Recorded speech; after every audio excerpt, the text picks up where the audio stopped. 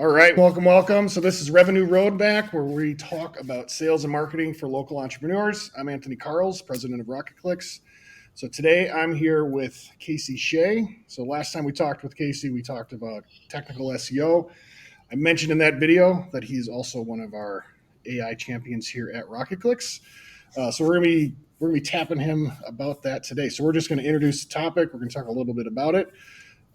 He's going to give us some pretty cool use cases. You learned something. So we're talking about AI today. So before we jump in and kind of do our little show and tell, so what is AI? What's ChatGPT? Like, where did it come from? What is this thing? Everybody thinks it's brand new. I know you have different perspective on it. You gave a great presentation to an EOS community that we presented to a couple months ago. What's AI? Tell me about it. So basically AI, it's not in the sense of sci-fi movies, Terminator, Skynet, is going to be unleashed. Basically what it is it's a large language model. What it does is, and this has been around for decades. It's been used since the beginning of the internet. I mean, it's been around since the 80s, really. They've been using large language models. And what it does is it just predicts the next word, the next character of a sentence. So how does that differ from what exists today? So this is it's been around forever. So like, why is everybody so excited about ChatGPT as an example? That's what we're going to use today. So some things changed back in 2017 when OpenAI, they took a large language model and they just pumped it full of a whole bunch of information. It was like over 2,000 books. And then they also took, I think it was around 83 million reviews off Amazon. And they just wanted to see what it would do. And then all of a sudden, this pre-trained transformer, or as we know, a generative pre-trained transformer, or GPT, it started to figure things out on its own. And it started to figure out like the emotion behind certain words. It began to think. And then they're like, all right, well, what if we put more information from the internet into this thing? And it just continued to grow and get smarter and smarter as they did this. Okay. So it went from an LLM to like a more advanced LLM where it's kind of thinking, kind of putting a lot of things together and contextualizing it based on all of the information that it potentially has. Is kind of what I heard you say. Exactly. It's starting to think on its own. Not quite Skynet, but it's getting there. Nice. Okay. So on Revenue Roadmap, we talk about things that are impactful to understanding that will drive a small business's revenue. So like, how does this fit in to that? What does that look like? Like, why should I consider this as a small business owner? I have a small team. We have a pretty good business that we're running. Like, why should I look at ChatGPT as something to use? The biggest reason why is just reflecting on a couple of studies that have been recently done. Fall of last year with Stanford and Harvard. They took individuals from just any small business, put them in a room, no experience whatsoever with ChatGPT, with any kind of AI. They gave them just a quick run through, just like the 5 basics that we're going to kind of talk over today. And with that, they saw a 40% increase in productivity. So just within a week of just playing around with it and with no prior knowledge whatsoever, 40% increase. I mean, I'm pretty sure any business would love to see an increase like that. Yeah, I'd agree. Okay. So it's impactful. And it's only getting better. So I know it's made from 3 to 4 was a big jump. I don't know if 5's coming out this year or not. I've recently heard the owner or the CEO of OpenAI talk about kind of when he thinks 5 is going to come out, and that's coming out soonish. So we'll see. But that one should be better than 4. So we'll continue. But all right, so let's talk about, you mentioned there's 5 things. So there's 5 things that they gave these small business owners in this study that made them 40% more effective. So what were those? What did they, like, how do I use this thing? How do I start thinking about it? Basically what they did is they just ran through the 5 most important ways to speak to an LLM or a GPT. Those 5 things are going to be, first and foremost, how are you going to engage with this? You have to give it some kind of role. What is it doing? What do you want it to be? Do you want it to be an expert in marketing, advertisement, SEO, whatever it is? It could be a recruiter. It just needs some kind of role that it can really start to refine its knowledge into, because you got to keep in mind this has the entire collective internet in its knowledge base from, I think it was April of 2023. So it's a lot to figure out. So it needs a specific role. Got to identify its role. Okay, what's next? Second one, depending on this one is it's optional, I always say. So this is what kind of tone do you want it to speak in? So if you're breaking down some like technical jargon or something like that you have no understanding of, you got to say, hey, speak to me like I'm 10 years old and I know nothing about tech. So give it some kind of tone. And then also if it's writing an email for you or a report or something like that, you want it to have more of a professional tone, or sometimes you want it more conversational if it's a friend or a coworker. Okay. So who am I? What's my role? Okay, and how should I speak back to you? What's the tone you want this back in? So Yep. what else? Ask it be very specific. It needs to know what it's doing. It doesn't need, hey, can you please do this, and I'd really like it if you did that. Nope, this is your little robotic slave. You just tell it what it needs to be done in as few words as possible, but also as specific as possible. Okay, so who am I? What's the tone you want to receive it in, and what's the task? What's number 4? Ask questions.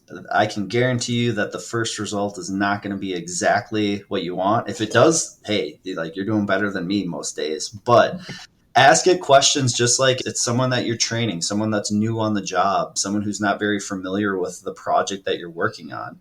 Talk to it conversationally like it is a person. Once again, though, you don't need to have all the manners and the fillers and things like that. Just get right to the point. Okay, and then what's number 5? So ask it questions is number 4. What's number 5? Reworking your prompt. So sometimes it's just, you can have a conversation, you can keep talking to it, you can keep asking questions about what it's giving you, but sometimes you just need to start from the beginning and rewrite the directions that you initially gave it. The other one that kind of blends in with 5 is also understanding GPT and AI has a really short memory right now. So if you have a big, long conversation, maybe you're going through 50 different resumes, that's a lot for it to handle and remember through a full conversation. So there's certain points where you want to start over with the conversation because it has a limited memory. So you want to make sure that you start over and you don't go out too long. Okay, got it. Okay, so that's useful. So how do you use it? So give us an example. Show us how you're actually doing this. So pull this up on the screen. Let's do a little show and tell. Let's do a little mad science experiment with Casey so we can show you off a little bit. So this is something that I actually just used earlier this week. So what I did, I gave it a role. It's an expert in SEO. And then what I wanted it to do, I wanted it to read and analyze this page right here. It's going to go on the internet. It's going to look at it. And then what do I want out of it? I want specific content opportunities. I want to know what is done poorly and what needs to be optimized. This is just giving me surface level. What's that? Yeah, before you enter, what is SEO Sage? Because we were talking about ChatGPT, so what is this? So Sage is going to be something, this really shows the capabilities of what you have at your fingertips with a little bit of work, a little bit of prompting, and just a little bit of hands-on. So with GPT, you are able to go in and create your own GPT that gives you step-by-step, and you can continue to just fill it with knowledge, instructions. With my SEO Sage, I've got a number of different documents in the back end of it that have everything from Google's guidelines to what it wants out of the search results, which is 163 pages that I'm not going to read, but my AI will do it for me as it's going through content. And it will reflect on the documentation when it's giving me answers. So this is my Sage for SEO. Got it. So this is basically this is on OpenAI, right, or ChatGPT, and you've created your own version of it to do more specific work. So you probably need a short. So in this example, you probably don't need as long of a prompt because it's got a big reservoir of information because it already knows who it is, what it's supposed to do. So with this one, it's built to be just a general expert in SEO. So therefore, my prompts for this are very short. Otherwise, with something like this, I would have to say, you're an expert in SEO. Here's the project that we're working on, giving it some more context behind like exactly what it is so it can refine what its task and what its job is. But with that, I've got it already done in the back end. So this simplifies it. And then it's in the future, I can just go into my left menu and I can just click it for whatever task that I want in the future and not have to redo the prompt every time. Got it. So what is So that's super cool. I got a question about that after. So what did it do? What are we trying to do here? What question did you ask it? You gave it what? So I wanted to know what content opportunities there were on this specific page. So on this website with this specific page, which is their commercial page. And then it also included a link just in case I wanted to click it myself. And then it gave me just some high level specific content opportunities, certain areas of optimizations, and keeping in mind that this is reflecting strictly on exactly what Google asks us for. So if you've heard of EAT, if you've heard of the guidelines that Google continues to put out, this is reading that, and then it's reading the page, and then it's putting them together. And then as far as other business owners, this might be a bunch of technical jargon. Maybe you want to run this on your own website, but you don't understand SEO jargon, nerd talk, anything like that. So Yeah. explain it to me like I have no. Explain it to me. I have no idea what digital marketing is. Okay. Then it's gonna start getting a little bit of goofy. So you can continue to simplify it, refine it in a way that you can understand it. So this is really useful, especially if you have really long documents, say it's a contract or something like that. You can load this contract into GPT, give it the specific role, the specific instructions, and what you want out of it. And it's going to produce that. And it can continue to refine it more and more as you're asking questions and getting exactly the result that you want out of it. Okay.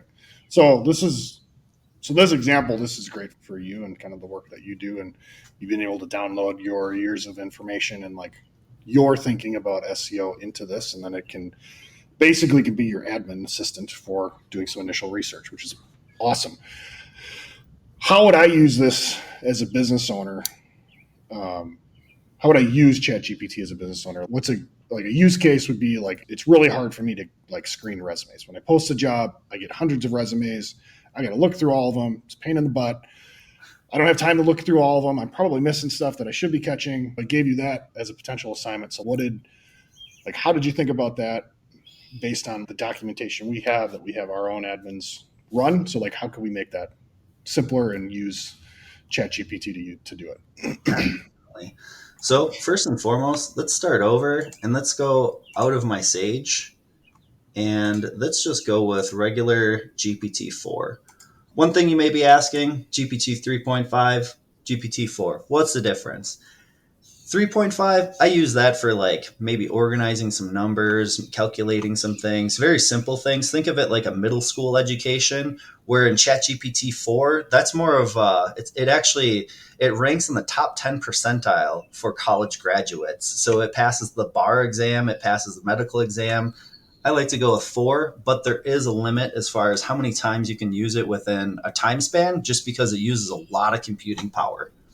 Got it. Something that we worked on at RocketClicks for screening resumes is creating pretty much like a checklist that it gives it, once again, very specific instructions for when it's scanning through resumes. And this is something that a recruiter, could do. I'm pretty sure that nobody would enjoy scanning through resumes, trying to give it a point system for each one. This is a lot to go through, and it's a really long document. So one way you can do this, if you don't create your own, is just copying this, bringing it right. These are like the instructions that a recruiting admin would have from their HR person, or maybe you're a smaller business, you don't have an HR person, maybe that's you, but you're responsible for recruiting. So like maybe it's your paralegal, maybe it's your admin. Here's the things we're looking for. Go look at all these resumes, that sucks for a job, right? Like, yeah, not be happy with that job, that's for sure. But luckily enough, we can take all this stuff right here and that's a lot to go through. So what it's going to do is it's going to run it back through just to make sure that it has a complete understanding of what you're asking for. So it's breaking everything down, as we can see. And then what we want to do is put in just a little dummy resume that I just pulled off of Google. It's just a sample resume. And all I did is drop it in there. It already has the prompt, it already knows what to do. I dropped it in there and it's going to break it down according to exactly what our original prompt had. So the way that it's scoring it, the way that it's looking at different PPC strategists, criteria, and really assessing how they fit into this role. And then at the end, gave it a total score of 6. And you can continue to ask it questions. So why only a 6? And that's also why you got to double check too, because it missed one, it looks like. Nice. So it's basically taking the instructions and then it's taking the instructions and comparing it with the resume, and it's basically giving you a score. Exactly. And then something that you can do similar to what I Well, did all with you Shea. did was load the PDF into here, and it just did that for you. Yep, I just dropped the PDF. First, I dropped in the prompt, and then it ran back what the instructions were. I threw in the PDF of the file, and it can take PDF, it can TXT, a number of different files, Word files. It'll tell you if it can't read it, and then you can format it accordingly. Okay, so what if? How do I create the recruiting expert Sage or whatever you would like to call it, so I don't have to reprompt it and I can continue to feed it better and better information and keep training it on screening these? What does that process look like? You'll see right here, explore GPTs. There's a number of GPTs that people have already made. So for all I know, there's probably one already made. You can search for it, but I want it specific to this exact way that our company does it. So with that, in this top corner, we're going to create it. And this is where it walks you through everything. So now that I already have this prompt document, so I'm going to go right into configure right away, and I'm going to drop that in there. So I'm going to take this, I'm going to download it.